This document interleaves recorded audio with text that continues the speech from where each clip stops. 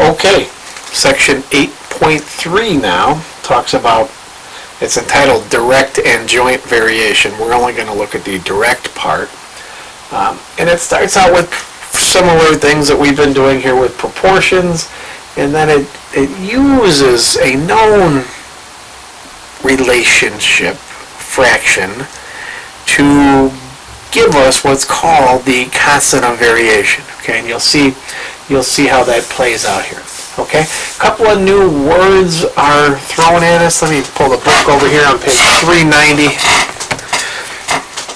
Okay, direct variation is also known as being directly proportional, and when we see a constant of variation, a lot of times that's called a proportionality constant. They're kind of interchangeable words.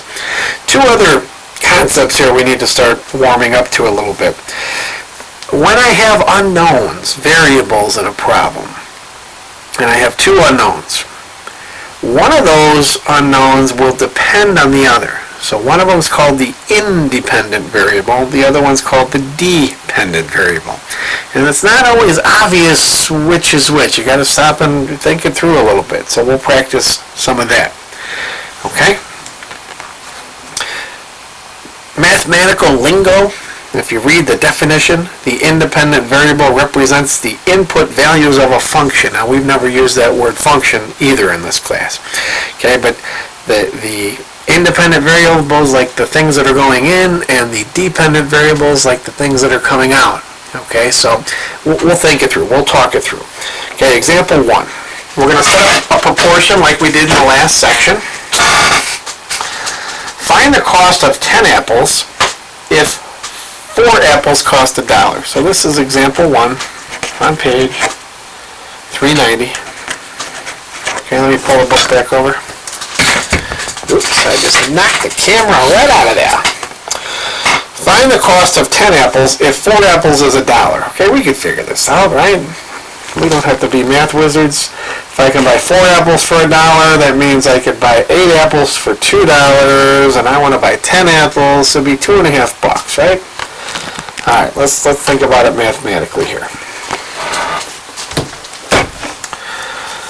I know, and now I'm going to show you a little different way than the book. I'm going to do it the book's way, and then I'll do it kind of my way. What the book is going to do is it's going to set up a couple of ratios, a couple of fractions, and then set them equal to one another, which makes a proportion. Okay, the book says, well, what do we know? We know that 4 apples cost $1, and then we're asked what's cooking with 10 apples.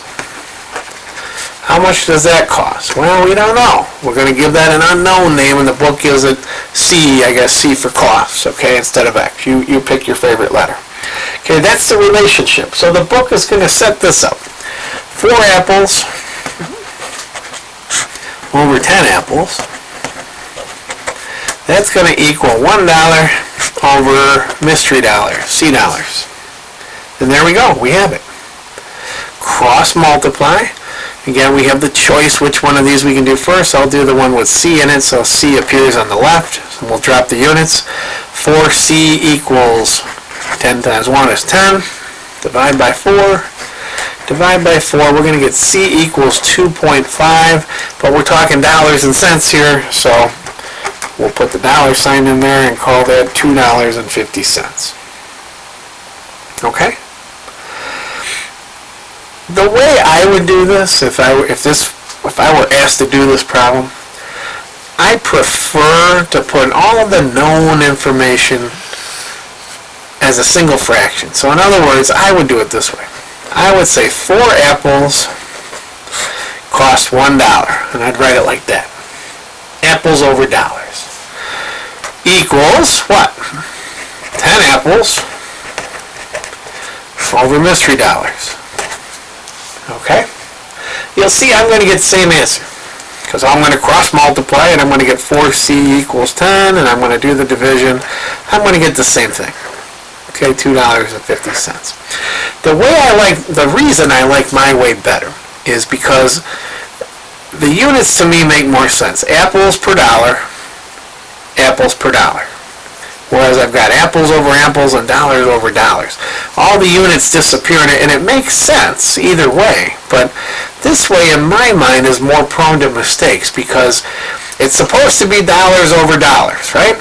And so if I accidentally put the C dollars on top and the $1 on the bottom, it's going to be wrong. I'm going to get the wrong answer. But I wouldn't know what's wrong just by looking at it. I've got apples over apples, dollars over dollars. To me, it looks perfectly right, but it's not right. It's wrong. Okay? If I made the same mistake my way, and I put the dollars on the top and the apples on the bottom, well, now it's obvious. I got apples over dollars here, but I've got dollars over apples here. It's a mismatch, and it's got to be a match. Okay, so in my mind, this is a little safer because I don't have matching units on each side, because then you could accidentally flip them around. So anyway, that's just my 2 cents. But we'll look at the book's way, and I'll also sneak in my way when we can. Okay. All right. So that's example 1.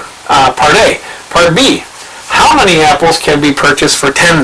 Okay, so I've still got that same relationship. 4 apples for $1.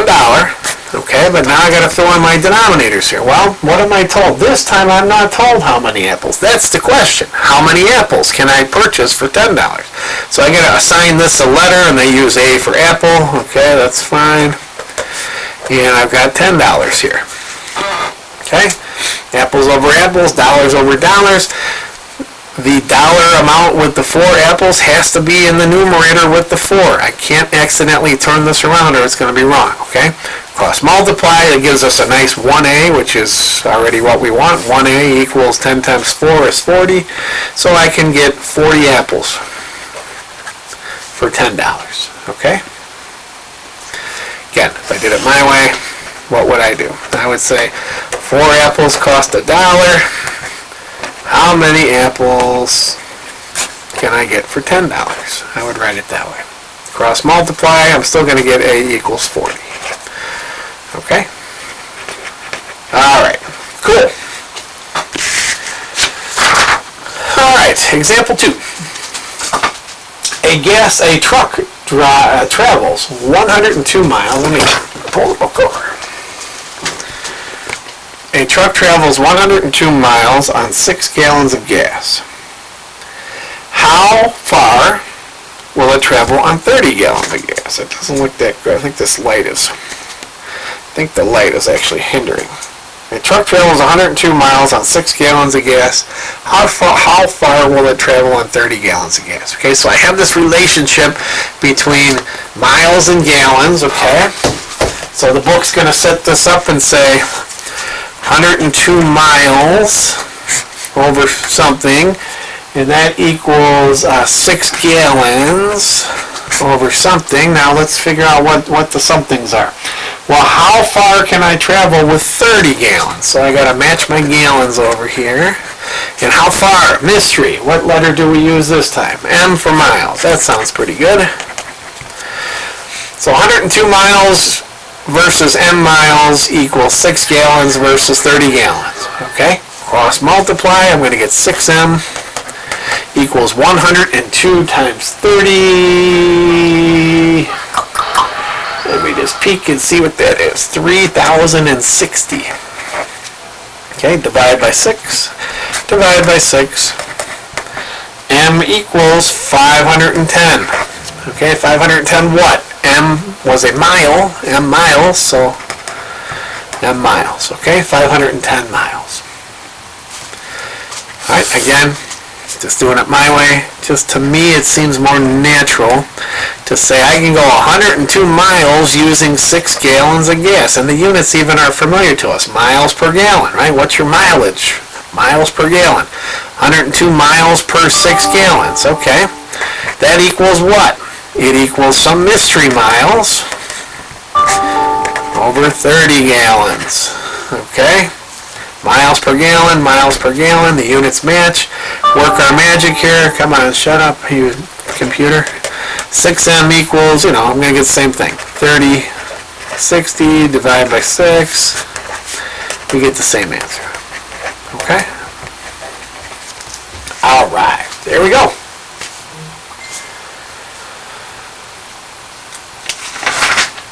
Cool. Example 3. If a metal rod tapers 1 inch for every 24 inches of length, what is the amount of taper of a 30-inch piece of rod? Okay, now, oh baby.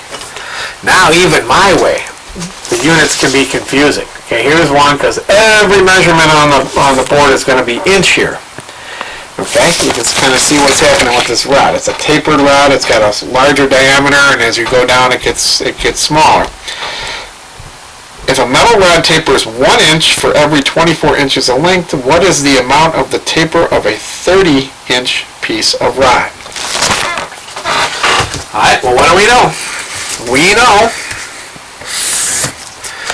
If I look at the book, say 1 inch of taper. I'm gonna write taper. I'm gonna write a little more on these units. 1 inch taper.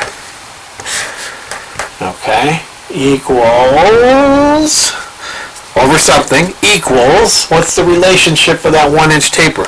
24 inches of length. Okay, now I need to fill in what's missing here. If a metal rod tapers 1 inch for 24 inches of length, what's the amount of the taper, so maybe we'll say T for taper here, for a 30-inch rod? Okay, now maybe I did a little more units than the book here. No, actually I didn't.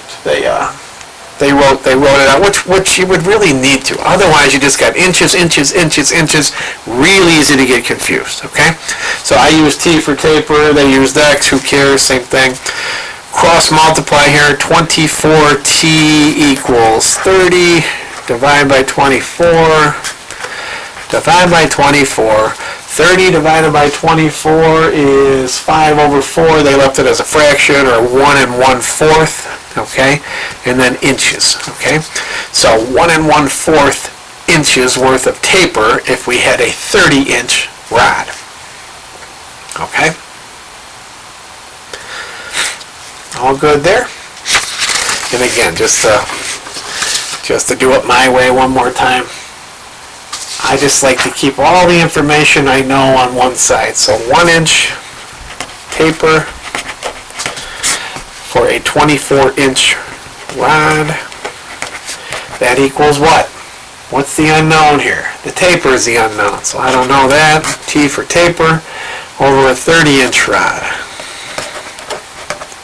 Okay, be consistent with the units. I've got inches taper over inches rod. I need, let me write it. Inches taper over inches rod. Again, the book's way was different. Okay, let me put inches taper here. The book had inches taper over inches taper equals inches rod over inches rod. Okay, mine's just a little different approach. All right, fair enough. Now you're going to see I'm going to get the same thing. 30, well, I did it the other way, but okay. Equals 24T divided by 24. I'm going to get the same old T equals 1.25 as a decimal, or 1 1/4 as a fraction. Okay, and there we go. All right, sweet. So, independent and dependent variables. We have to think of them here because now we're going to look at this same process just a little differently. Okay, and we're going to figure out the constant of direct variation.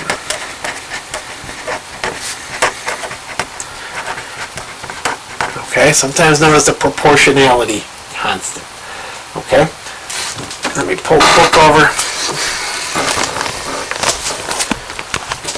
To find the constant of direct variation, identify a pair of related data in which both values are known. Okay, makes sense.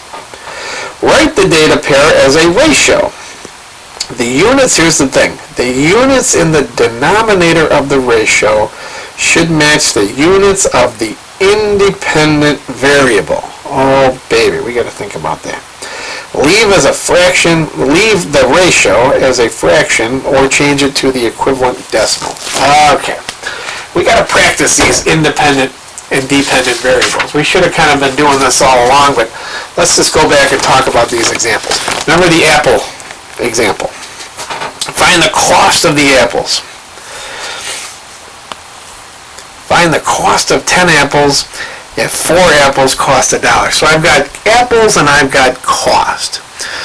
Does the cost depend on apples, or does the apples depend on the cost? Okay? Does the cost depend on how many apples I have, or does how many apples I have depend on the cost, right? We would say, well, the cost depends on how many apples you have, right? The cost is going to change depending on how many apples I have. So the cost would be the dependent variable. The apples would be the independent in this case. How about this one? Does the amount of miles I drive depend on the gallons of gas, or does the gallons of gas depend on the amount of miles I drive? Okay? I can travel 102 miles on 6 gallons. So I would say the miles depends on the gallons. If I've got 6 gallons, I can only go so far. If I've got more gallons, I can go farther.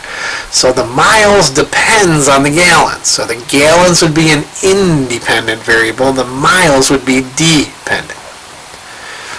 Okay, what about this third one? The rod. Does the taper depend on the length of the rod, or does the length of the rod depend on the taper? The taper depends on the length of the rod, right? How much taper do you have in that rod over there? How much taper do you have? Well, I don't know. How long is the rod? Because I know the relationship. So the taper depends on the length of the rod. So the taper would be a dependent variable. The length of the rod would be an independent. Alright, so let's look at our next problem here. Example 4. Okay, so we want to write this. We're going to write it, our direct variation. Here, let me clear the book out of here. This is page 392. We're going to write it, the constant of direct variation we're going to call k, and it's going to equal some y divided by x. Okay, so y divided by x. Where y, when you start talking xy equations, like probably in your next math class, you're going to do a lot of xy equations. Y is the dependent variable.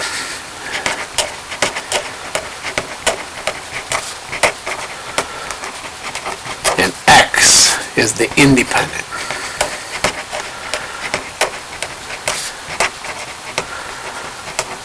Okay?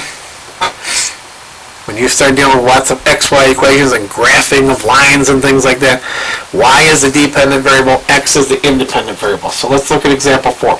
A 15-ounce box of cereal cost $2.29. Find the constant of direct variation to the nearest 10,000ths of a dollar for the cost per ounce. Okay, now this one kind of gives us a clue. First of all, which one is dependent and which one's independent? I've got a 15-ounce box of cereal that costs $2.29. Does the cost depend on the size of the box, or does the size of the box depend on the cost?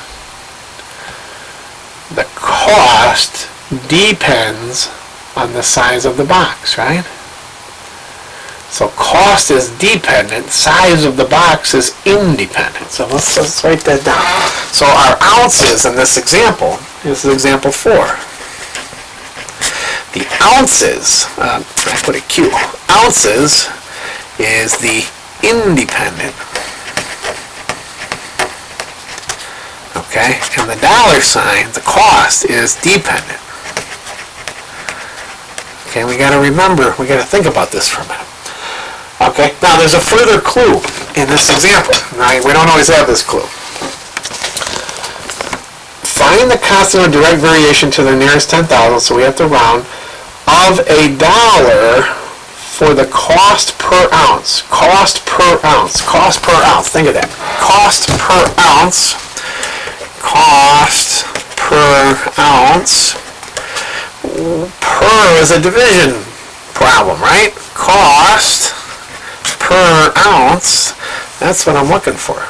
Cost per ounce. I'm looking for the dependent over the independent, dependent over the independent. Okay, and it, like I said, that one really told us cost per ounce. So we had a better chance of success when they give us that little clue, right? We don't always have that, but okay. We know a 15-ounce box costs $2.29. So let me write down what we know. 15-ounce box costs $2.29.